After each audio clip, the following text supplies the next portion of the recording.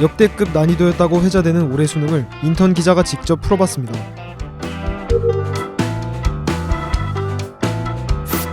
과연 불수능 소문이 사실인지 직접 확인해봤습니다.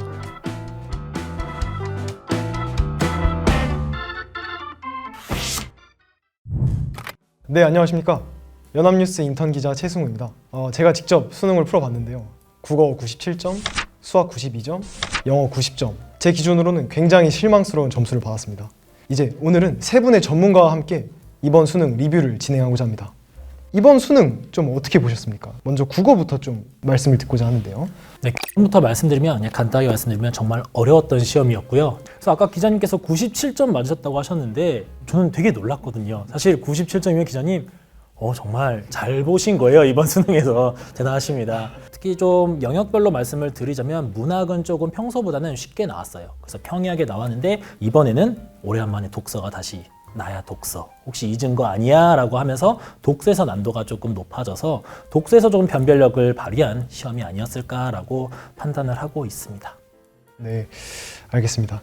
이어서 영어 정말 어려웠죠. 정말 저도 풀면서 정말 충격을 받았는데요. 재수없게 들릴지 모르겠지만 저는 정말 그 수험 생활하면서 6, 9 수능 사관학교 시험이든지 어떤 시험을 보든 영어는 100점을 놓친 적이 없었는데 이번 수능은 정말 어려웠습니다. 진짜 이 어려운 수능, 이번 영어 난이도 좀 어떻게 봐야 될까요? 그래도 기자님께서 지금 90점 1등급 사수하셨잖아요. 그러면은 지금 현재 예측으로는 전국 3%, 4% 이내에 들어가는 거의 상대평가라고 했을 때는 1등급을 사수하셨고요. 일단 축하드립니다. 이 어려운 영어 시험에서 1등급을 사수하셨고요.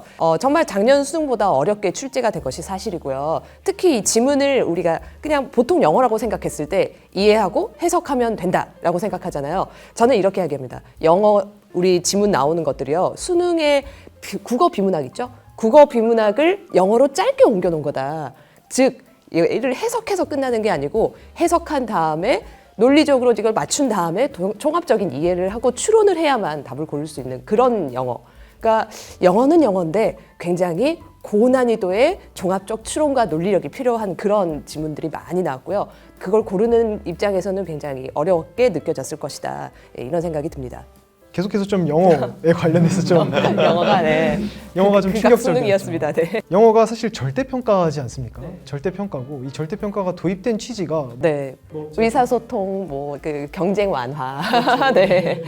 이렇게 어렵게 출제된다면 사실 사교육이라든지 어렸을 때 좀 유학을 다녀왔다든지 이런 학생들한테 굉장히 유리해지게 될 것 같습니다. 이런 출제 방식이 좀 바람직하다고 보시는지 좀 여쭙고 싶은데요.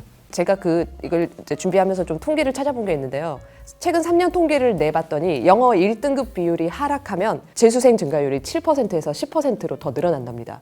그러니까 영어는 재수생이 늘어난다는 건 그만큼의 재수생이 연간 쓰는 사교육비가 한 2천만 원 되거든요. 2천만 원이니까 가계 부담비가 늘어나고 사회적 비용이 늘어난다는 거예요. 그래서 그런 것을 방지하기 위해서 영어를 우리가 지금 절대평가로 하고 있는데 정작 지금 우리 교육계가 돌아가는 걸 보면요. 4세고시, 7세고시, 영어 유치원, 기타 등등 해서 유아사교육 시장은 거의 영어로 거의 이루어졌다고 해도 과언이 아니고 그리고 또 이렇게 어렵게 내버리면은 지금 사교육 시장도 벌써 흔들리고 있거든요. 이렇게 어렵게 나오니까 원서 읽기를 빨리 시작해야 합니다. 대학생 수준의 원서를 지금부터 읽어야 합니다. 약간 이런 광고 캐치프레이즈를 막 내놓고 있어요. 그래서 영어 절대평가 2018년에 도입할 때 경쟁 완화시키고 의사소통력을 키우고 학습 부담을 낮추고 제일 중요한 말이 있습니다. 변별력 완화를 위해서 절대평가를 도입하겠다라고 했어요. 그러니까 변별력 완화를 위해서 절대평가를 도입해놓고는 지금 10년치 2018년부터 거의 10년간의 1등급 비율을 보면요. 딱 2번 2018년, 2021년 그때 빼고는 전부 다 1등급이 10% 이하입니다. 올해는 이제 그 상대평가보다도 더 못한 3점 얼마가 나올 거다. 이런 지금 예측이 보이고 있는데 일단 첫 번째 문제는요. 절대평가인데 이렇게 어렵게 내도 되느냐. 그다음에 두 번째 문제는 왔다 갔다 해도 되느냐. 절대평가라는 거는 일정한 성취 기준이 있는 거거든요. 이 정도 하면 너는 영어 1등급이야. 이게 이제 절대평가인데 해마다 달라요. 1등급 비율이. 그러면 그것은 평가의 어떤 안정성 문제에도 좀 문제가 있다고 보고 애시 당초 절대평가를 만들었던 목적을 다 하고 있지 못하다라고 생각이 들고 그리고 아까 이제 유학파 이야기 하셨는데요. 유학 갔다 온 친구들도 이거 못 풉니다. 그래서 이거는 지금 모두가 너무나 어려운 지문에 진짜 머리를 싸매고 막 그 거의 국어를 풀듯이 해야 되는 그런 지문 난이도거든요. 그래서 좀 원래 취지로 돌아갔으면 좋겠습니다. 정말 이거 꼭 평가 원장이 들었으면 좋겠네요. 네. 영어가 엄청나게 어려웠던 거는 하나만큼은 사실인 것 같습니다. 이어서요, 좀 선생님 세 분께 좀 공통 질문을 좀 드리고자 하는데요. 사실 평가 원장이 수능이 시작된 직후 당일날 성명서를 발표를 했는데요. 사교육에서 문제풀이 기술을 익히고 반복적으로 훈련한 학생들에게 유리한 문항을 배제했으며 공교육 과정에서 다루는 내용만으로 변별력을 확보할 수 있도록 출제했다. 이런 식으로 이제 코멘트를 남겨주셨는데요. 사실 제가 풀어봤을 때 사실 이게 맞는 말인가? 이런 생각이 들었거든요. 영어 같은 경우도 좀 말도 안 되는 난이도 출제가 됐고요. 국어 같은 경우도 좀 가물가물하지만 옛날에 풀었던 그 흔히 사설이라고 하죠. 사설 모의고사 수준의 좀 난이도라고 저는 생각이 됐는데 이 발언 좀 어떻게 생각하시는지 각 세 분께 좀 돌아가면서 좀 여쭙고 싶습니다. 일단 평가원장이 이번에 한 발언은 이제 평가원이 지향하는 그 출제 원리를 담고 있는 것 같아요. 실제 이번 문제의 유형과 그 문제를 한번 분석을 해보면 뭐 문제풀이 기술이라든가 아니면 반복 훈련을 통해서 풀 수 있는 문제보다는 개념에 대한 정확한 이해를 바탕으로 푸는 문제들이 다수 있었거든요. 하지만 난이도가 높았잖아요.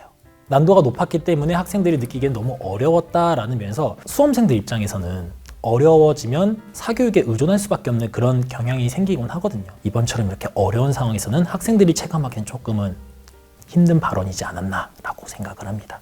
네, 100번 공감을 하고요. 이어서 영어 선생님. 네, 저는 이 문장을 좀 두 부분으로 분리를 하고 싶어요. 그러니까 문제풀이 기술을 익히고 그런 학생들에게 유리한 문항을 배제했으며 까지는 어느 정도 공감은 됩니다. 예전처럼 문제풀이 이거 보고 이거 찍고 이런 시대는 지났고요. 그것도 마찬가지지만 영어도 그렇습니다. 그래서 문제풀이 기술로 풀 수 있는 문제들은 절대 아니고요. 다만 여기 공교육 과정에서 다루는 내용만으로도 변별력을 확보할 수 있도록 출제했다. 이 부분은 좀 동의가 어렵죠. 예, 왜냐하면은 우리가 공교육 과정이라고 했을 때 그 기준은 교육 과정과 교과서가 될 건데 영어 교과서에 이렇게 어려운 텍스트가 실은 나오지는 않죠. 네, 그래서 공교육 과정만으로 변별력을 확보할 수 있다는 부분은 저는 좀 동의가 안 됩니다. 네. 정말 영어 교과서에서 볼 수 없는 문장들이었죠. 마지막으로 저희 정재훈 선생님. 평가원장 입장에서는 충분히 이렇게 당연히 이렇게 얘기를 하셔야 되겠죠. 평가원장 입장에서 저희는 뭐 사교육을 위해서 말씀들을 할 수 없으니까. 예, 그런데 이제 사실 그 뒤에 이야기가 저는 조금 더 걸렸어요. 변별력 얘기가 나오는데 나중에 이제 변별력 확보에 문제가 없었다라는 얘기를 멘트 끝에 하셨었거든요. 근데 그 부분이 좀 마음에 좀 아팠던 게 이제 수능을 본 학생들은 되게 지쳐 있잖아요. 그러면 그 학생들을 위해서 좀 따뜻하게 한마디 하시면 어땠을까. 변별력 확보를 위해서 고심하다 보니 일부 학생들은 좀 어려움을 느꼈을 수도 있었다. 이렇게 좀 솔직하게만 얘기해 주셨어도 좀 좋지 않았을까 이런 아쉬움은 있습니다. 평가원장 입장에서는 이제 어떻게 하면 아이들을 줄 세우고 변별력을 주실 것인가 여기에만 좀 매몰되지 않았나 이렇게 좀 말씀을 주신 것 같은데요. 맞는 것 같습니다. 그럼 제가 이제 또 드리고 싶은 질문이 요즘 수능, 특히 요즘 트렌드 같은 경우 수능이 사실상 어떤 대학 수학 능력 시험이라는 그 이름값에 좀 부합하지 않게 학생들을 그냥 줄 세우기 위한 어떤 도구로서 전락했다 이런 좀 평가가 많이 나오고 있습니다. 저도 좀 그렇게 좀 생각이 들기도 했고요. 이번 수능을 치면서 좀 그 관련해서 좀 정재원 선생님도 그렇고 다들 어떻게 생각하시는지 좀 말씀을 좀 여쭙고 싶네요. 네. 지금 수능의 한계에 도달했다라는 지적이 많아요. 예, 전체적으로 교육계에 계신 분들이 더 이상 이제 수능이 양질의 문제를 낼 수 있느냐에 대한 부분들을 고민해 봤을 때 이제는 수능이 좀 한계가 아니냐 이런 얘기들이 솔직하게 지금 많이 들려오고 있습니다. 그러니까 수능이 줄 세우기 도구로만 쓰이고 이제 기능을 좀 다 한 거 아니냐, 수명을 다 한 거 아니냐 이제 이런 이야기는 진짜 교육계 전반적으로 이건 학계에서도 마찬가지고 이렇게 계속 나오고 있는 이야기예요. 수능 처음 도입했을 때 한 30 몇 년 전 이야기를 생각해 보면 그때 당시 도입 배경이 주입식 사고, 주입식 교육을 없애고 창의력과 그리고 뭐 그런 것들을 키우기 위해서 만든 게 수능이라고 했는데 저는 약간 이제 큰 틀에서 보고 싶은 게 수능도 문제지만 왜 수능이 이렇게 난이도 어렵게 만들고 변별력에 막 집착하게 만들었나 하면은 결국은 그 한정된 몇 개 상위권 대학에 대한 그 경쟁 구조가 완화가 안 됐기 때문에 그거를 판별할 수 있는 도구가 이제 수능이 된 거잖아요. 그래서 그런 좀 거시적인 문제를 해결해야만 그 다음에 뭐 수능에 대한 그 순기능도 이야기를 할 수 있을 것 같고 일단은 이제 주신 말씀 중에서 그냥 흘려들을 수 없었던 문장이 하나 있었는데요. 바로 재수로 인한 사회적 비용 증가라는 표현입니다. 저희 한국 사회가 전반적으로 좀 성찰해 볼 문제라고 생각이 드는데요. 재수, 그리고 사실 재수로 안 끝나죠. N수. 이 N수로 인한 사회적 비용이 정말 막심한 것 같습니다. 20대, 30대가 돼서도 의대를 가기 위해서 다시 이제 회사를 퇴사하고 또 수능 공부하시는 분들도 계시고요. 이런 좀 N수로 인한 사회적 비용 증가가 바람직하다고 보시는지, 그리고 실제로 이걸 좀 해결하기 위한 개선책이 좀 필요할지, 뭐 일각에서는 이제 나이 제한을 걸어야 된다, 뭐 이런 주장을 하시는 분들도 계시고 하는데요. 각 선생님들 좀 의견을 여쭙고 싶은데요. 일단 바람직하지 않죠. 바람직하지 않은데 이걸 어떻게 해결할 것이냐라는 방법을 고민을 해본다면 비단 이 문제는 교육만의 문제는 아닐 수도 있겠다라는 생각이 듭니다. 결국에 우리가 메디컬로 집중되는 이유도 단순 교육만의 문제는 아니고 무언가 본인의 진로와 생계랑 관련된 부분이 분명히 있기 때문에 이거를 교육만으로 해결하기는 힘들겠죠. 하지만 이제 또 교육자로서 이제 교육에서 뭘 할 수 있느냐라는 것을 생각을 해 본다면 노력이 결과에 반영될 수 있는 시험이 되기를 저는 좀 바라고 있고요. 그렇게 할 수 있는 방법을 제가 할 수 있는 위치 내에서 최선을 다할 것 같습니다. 네, 알겠습니다. 이어서 정재원 선생님. 예, 말씀하셨다시피 뭐 바람직한 현상은 분명히 아니죠. 그리고 점차 이제 이런 문제로 인해서 우리 젊은 청년들이 이제 사회에 나오는 시간들이 늦어지는 것이 굉장히 좀 큰 문제이거든요. 뭐 옛날 얘기지만 저는 이제 사실은 학력고사를 본 세대인데, 근데 이제 저희 때는 뭐 한 20대 후반에 결혼을 하거나 이러면은 늦었다 얘기를 했는데 지금은 뭐 30대에 결혼을 해도 왜 이렇게 빨리 하냐 뭐 이렇게 지금 나오는 분위기잖아요. 그러니까 그거는 결국 이제 사회 진출의 시점이 굉장히 늦어지고 있어서 나오는 하나의 현상이라고 보는데 이게 이제 이 수능하고 맞물려서 N수와 맞물리고 또 내가 좀 더 나의 뭐 대학 서열을 좀 높이고 이런 어떤 분위기도 맞물리고 하는 이제 굉장히 이제 고차원적인 사회 문제라고 할 수가 있겠죠. 근데 우리 김진 선생님 말씀대로 이건 진짜 사회 전체가 나서서 해결을 해야 될 문제인 거죠. 네, 알겠습니다. 네, 마지막으로. 네, 저도 두 분 의견에 다 동의하고요. 그러니까 우리 사회가 수능 이외에도 다양한 분야에 다양한 기회가 많이 있어야만 수능에 매몰되는 거를 이제 좀 회피할 수 있을 것 같고 그거는 이제 사회적인 노력이 좀 필요하겠죠. 그래서 수능 하나만으로 나의 인생 전반의 모든 것이 결정되지 않아야 이 경쟁이 좀 완화가 될 것 같고 그리고 평가원도 좀 별별력 완화 이걸 좀 할 수 있을 것 같아요. 그러려면 이거는 이 교육계의 문제가 아니라 정말 온 사회가 합심해서 이 대학 서열 해체나 뭐 모든 대학에 뭐 많은 투자, 연구 투자, 이 기타 등등이 필요할 것 같고 그런 것 같네요. 저희 사회가 비단 수능 말고도 여러 가지 문제가 있으니까요. 이런 문제가 생기는 거겠죠. 열거하면 끝도 없겠지만 일단 선생님들 말씀 너무 잘 들었고요. 긍정적인 면도 있어요. 그러니까 결국에는 그런 치열함 때문에 또 그렇습니다. 이 사회가 이렇게 또 버텨나가는 것도 있어서 뭐 쉽게 막 딱 정리하기가 좀 쉽지는 않습니다. 흔히 한국은 뭐 사람을 이제 갈아서 만든 발전한 국가다 이런 걸 하는데 그걸 대표적으로 보여주는 사례가 이제 수능이겠죠.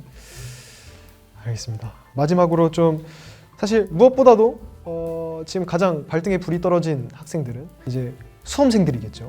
특히 이번 수능 2026학년도 수능을 치른 학생들이 지금 등급 컷이 어떻게 나올지 그리고 어떤 식으로 원서 작성을 해야 될지 이런 여러 가지 고민들을 하고 있을 것 같은데요. 올해 수능을 친 현역 재수생, N수생들에게 좀 조언을 해주자면 어떤 조언을 해주실 수 있을까요? 또 올해 이제 국어, 수학, 탐구가 모두 어려웠던 해기 때문에 뭐 영어 당연히 어려웠고요. 근데 이제 표준 점수가 나오는 이제 국어, 수학, 탐구가 어려웠는데 지금 아직까지 추정 자료이지만 이것을 고르게 잘 본 학생들이 많지 않다는 또 분석이 또 있습니다.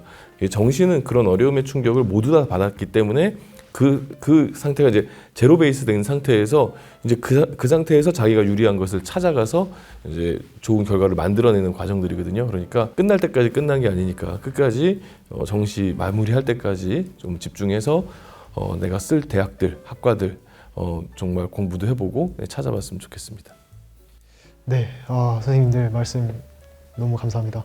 끝나기 전에 선생님들 각각 한마디씩 마무리로 하실 게 있다면 해주시면 될 것 같은데요. 얘들아, 시험 보느라 고생 너무 많았다. 인생을 살아보면 수능은 하나의 과정일 뿐이고 앞으로 더 나아갈 길이 많이 있습니다. 그래서 수능 하나에 좌절하지 말고 내가 가진 가능성을 끝까지 찾아 나가는 사람이 됐으면 좋겠습니다. 예, 그 여러분의 존재가 그 가장 아름다운 존재라는 거 잊지 마시고 수능으로 내가 평가되는 점수가 여러분을 평가하는 그 평생의 평가가 아니고 여러분들이 앞으로 수능을 토대로 해서 더 발전하는 또 더 멋진 점수를 따가면서 살아가는 여러분 되길 좀 바라겠습니다. 그럼 이상으로 마치는 걸로 하겠습니다. 오늘 너무 감사했습니다. 네, 감사했습니다. 네, 감사했습니다.